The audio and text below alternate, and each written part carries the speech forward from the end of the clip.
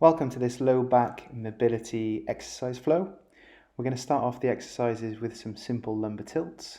We're going to place the head onto our hands onto the mat, try to flex and extend that low back so that you're tilting the pelvis, feeling a little bit of tension and then stretching through the low back muscles. From there, we're going to move on to the classic yoga pose, child's pose, but in a repetitive sense. So we're going to rock back onto our knees, onto our heels, bending the knees. We're going to try and get a good bit of stretch through the low back. We're not looking to hold that stretch, we're looking to go into the position and move out of it to get some movement through the joints of the low back. We can then take that position and make it into a reaching motion where you're going around on a clock face, reaching over to one side, and as you do, you're going to just dip down to increase that stretch and movement through the low back on that side. And you're going to aim for around 8 repetitions either way.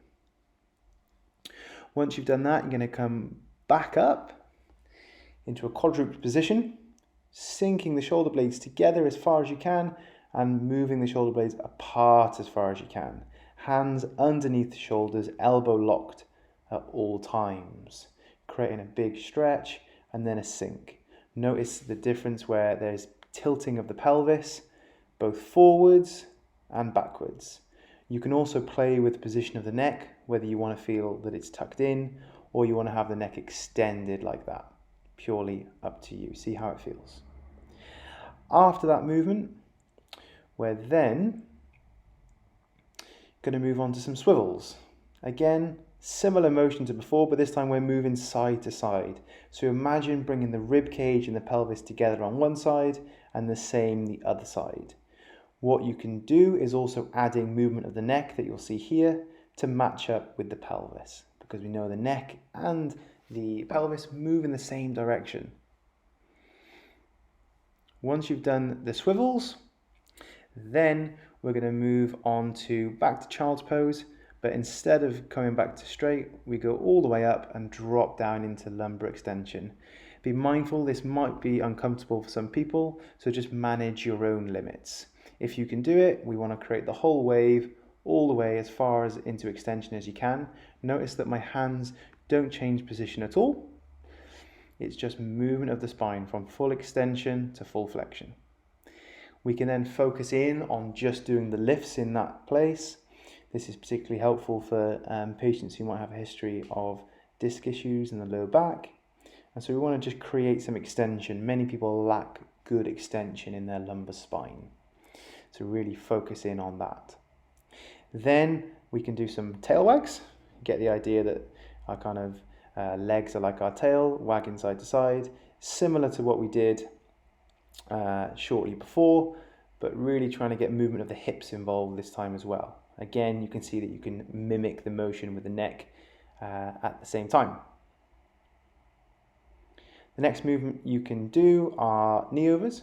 So basically you're going to lift the leg up to 90 degrees, drop it off to one side and your head the opposite way. Slide the leg back down, lift up and repeat. This might feel a little bit tense in that kind of mid to lower back, and you may not find that you're able to take that leg all the way over. Just go to a comfortable position, and now you'll see it on the other side. I think I really struggle to get the full rotation on this side, so just go as far as you can and be mindful to move the neck in the opposite direction at the same time. We can then flip over and do the reverse of that movement. So this time the leg comes up and over, but into extension. And again, you slide that leg back down, right the way up and over to create some rotation in the spine, in the low back. This will be a movement that's probably unfamiliar to a lot of you, but will really help create some control and stability in that low back.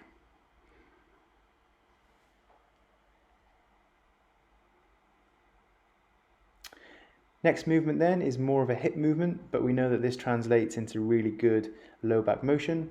You lock your elbows and you're trying to get the knees to swivel side to side as far as they can all the way.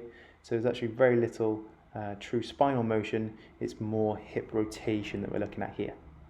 Then to finish, we're going to look at pelvic and neck tilts, We have some other videos on this movement. What we're trying to do here is tilt the pelvis backwards and then forwards.